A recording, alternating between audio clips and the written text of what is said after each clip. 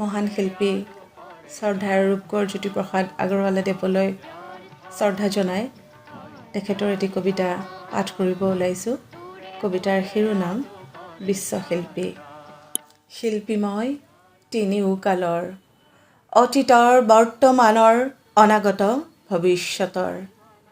আদিতেই যাত্ৰা কৰি অনাদিলৈ যাওঁ, ধ্বংসৰ মাজেদি মই ৰূপান্তৰেদি ৰূপ পাই নৱতম সৃষ্টিৰ শলিতা জ্বলাওঁ।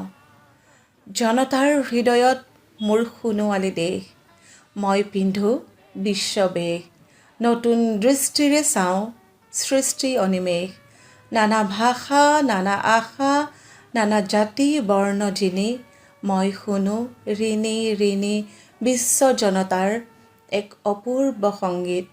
সেই সংগীতৰ প্ৰতিধ্বনি তোলো মোৰ গানে সুৰে, সাম্যৰ সমৃদ্ধিৰ সৌন্দৰ্যৰ মহামহত্বৰ পাতিবলে শান্তিৰ নৱলোক এই পৃথিৱীত। মোৰ কল্পনা, মেধা, বুদ্ধি, মনীষাৰে মোকে কৰি সংস্কৃতিৰ অপূৰ্ব আধাৰ। মোকে শলিতা কৰি জ্বলাওঁ বিশ্ব চাকি, বিশ্ব জনতা পূজাৰ।